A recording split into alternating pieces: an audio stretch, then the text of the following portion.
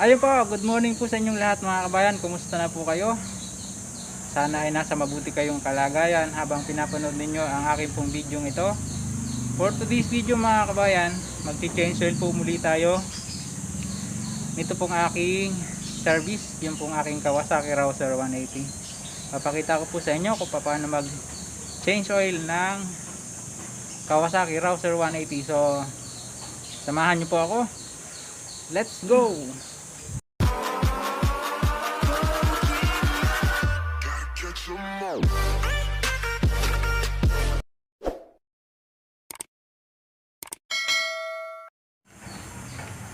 Okay, magandang umaga pong muli sa inyo lahat. Magandang araw po.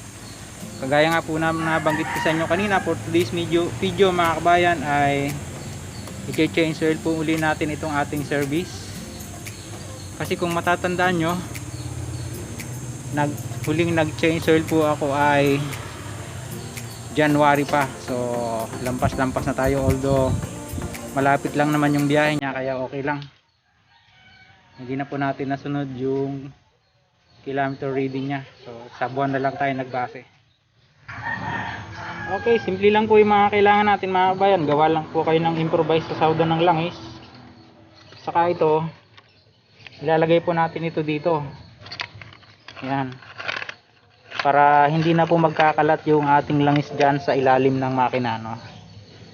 Tapos ang tools natin ay pliers lang muna, saka itong socket wrench. Ang size niya ay numero 13 mga kabayan.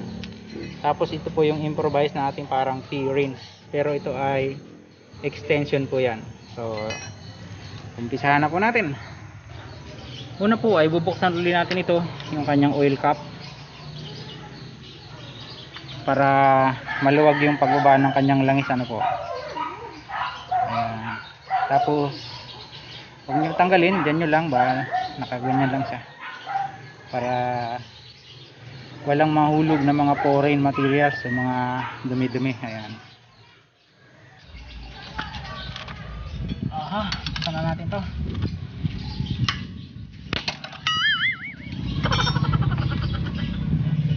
Parang naalala ko yung ganun din ah.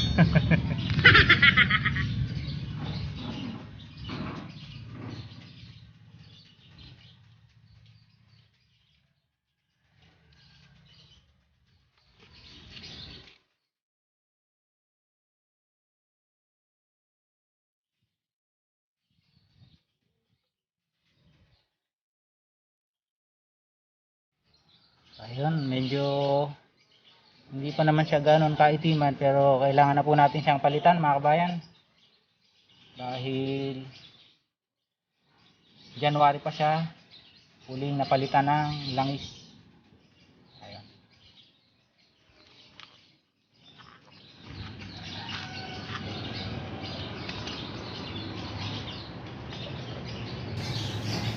Tapos after an hour po, saka natin siya sasalinan ng bagong langis, para nakatulo na po yung lahat ng mga old mga lumang langis niya mga kabayan. Ayun, samantalang hinihintay natin siya na maubos yung langis, mamaya po itatagilid natin yan para yung mga tira-tira niyang langis ay tubaktak na maubos yung lumang langis niya. Ayun. Samantalang hinihintay po natin siyang mag-drain mga kabayan, i-check po uli natin ito. Lilinisin lang natin, wala naman tayong gagawin kundi i-check, ugaliin lang natin i-check habang tuwing mag-change oil po tayo yung ating mga spark plug, although bago pa naman siya. Tapos itong ating kadena ay lilinisin po uli natin siya mga kabayan. Okay, kunin lang natin yung ating tool.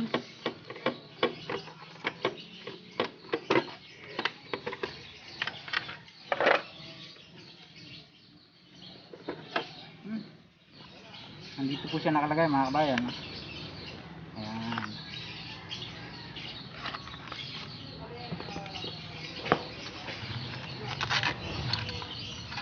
Ito yung pangtanggal niya ng spark plug.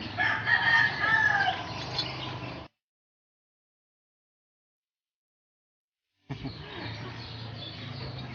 pa naman po siya mga kabayan.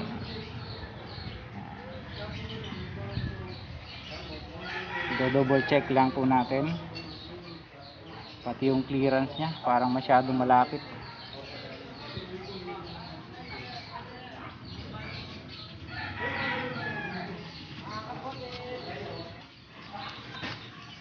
So, yun po, medyo inayos natin yung clearance niya.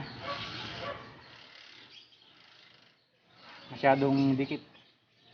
Kumbaga. Okay, ayos naman po siya. Balik na po natin.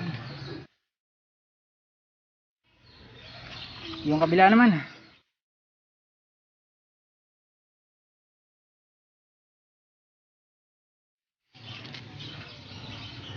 Okay, so far so good naman po mga kabayan. Dahil sabi ko nga sa inyo, bago pa naman po yung spark plug nya, kaya lang i-double check lang natin. Total, nag-change oil na rin naman tayo. Tingnan na natin, linisan na po natin para mas maganda po yung performance nya. Pati yung clearance, parang napasikip yata yung unang adjust ko.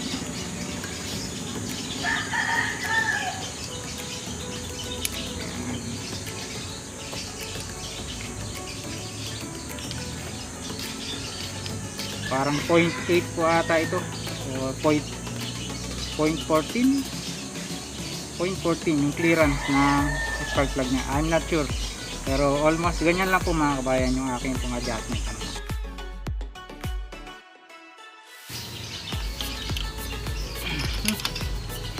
Tama-tama lang po yung fit mga kabayan. Okay na. Ito po kasi yung Rouser 180 ay dalawa po ang spark plug nya. Ang papuno unang video na pinakita sa inyo. Tapos itong oil cap nya, ayan, lilinisan po natin siya.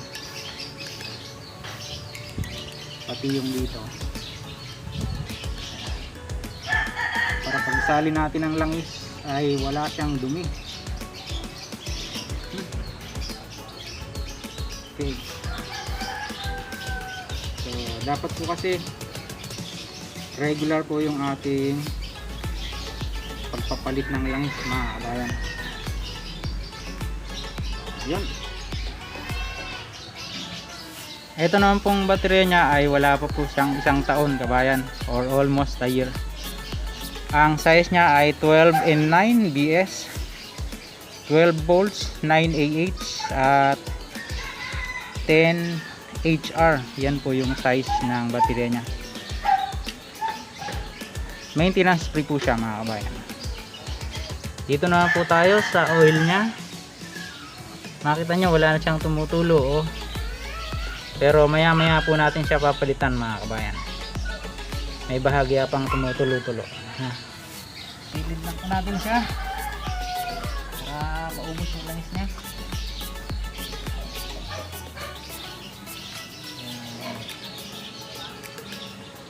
Sa kabila. Tapos balik natin.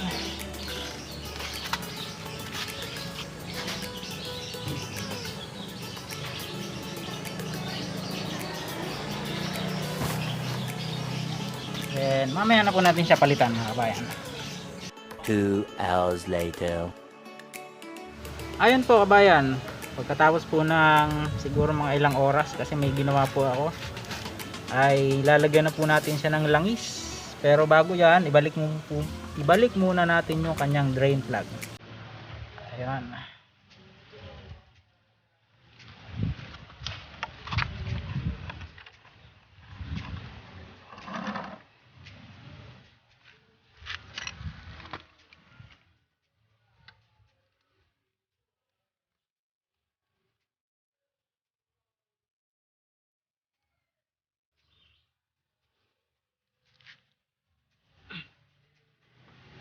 Tama na yun, huwag masyadong mahigpit.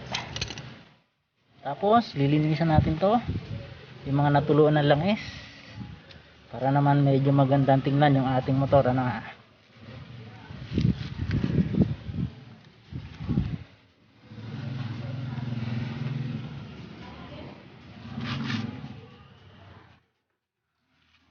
Okay, sasalinan na po natin siya ng langis, kabayan.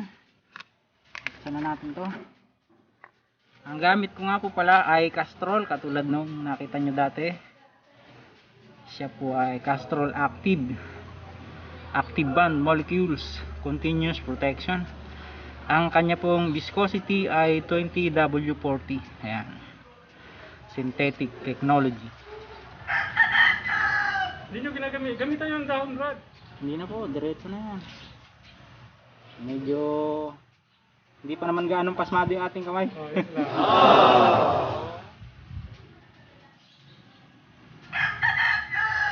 Oh, extra pa yung manok ko yun. Technique din yun eh. Yung iba, naghahanap pa ng imbudo.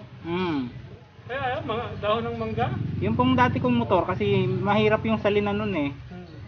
Dahon ng mangga ginagamit ko. Ito po, medyo maganda yung kanyang pwestuhan ng salina ng langis. Maluwag. Kaya hindi na kailangan ng imbudo. Ayan, okay na. Balik na natin yung takip. Pero punasan muna natin siya. Nasa unahan pa. Okay kabayan, balik na natin yung taklob niya. Pero make sure ay linisin po muna ninyo para wala siyang alikabok na papasok sa langis. Ano, ha?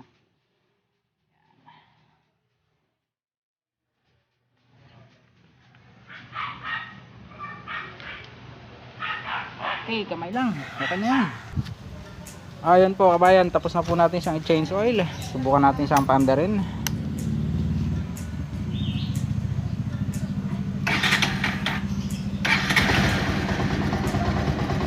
Okay, so far so good. Wow! Medyo mababa yung minor niya sa umpisa, pero pagka nag-init na yung makina niya, tataas na po ang minor niya. Ayan.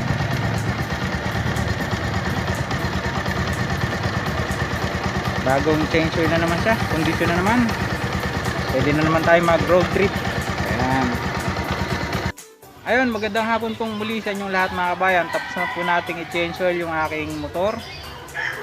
So far so good naman po siya. Sa mga nagtatanong nga po pala kung tuwing kailan tayo magpapalit ng langis ng ating pong mga motor, ay tuwing 2,000 kilometers po. Doon sa mga gamit na gamit, ano ha. Pero dito po sa aking service, hindi naman siya masyadong gamit. Every 3 months po ako nagpapalit. Medyo sumobra nga po tayo dahil last ako nag-change oil ay January pa. So okay lang yon kasi hindi naman siya masyadong gamit. Hindi pa masyadong maitim yung langis niya. Oh, hanggang dito na lang po muna mga kabayan. Maraming salamat po sa inyo pong pagtitiwala at pagsubaybay. Sa mga ngayon lang po napadaan po sa aking pong maliit na YouTube channel at nagustuhan nyo ang video na aking pong isinare sa inyo, sana po huwag kalimutang mag-like, mag-subscribe at pakipindot po ang notification bell para ma-update po tayo sa mga videos na aking pong ina-upload kabayan. Ito pong muli si kabayang Alexander Beruela, lagi po nagpapaalala at nagsasabi, may problema man po tayo wala, lagi po tayong manalangin sa Diyos at magpasalamat araw at gabi ng ating pong mga buhay. See you next time, bye bye po, ingat, God bless.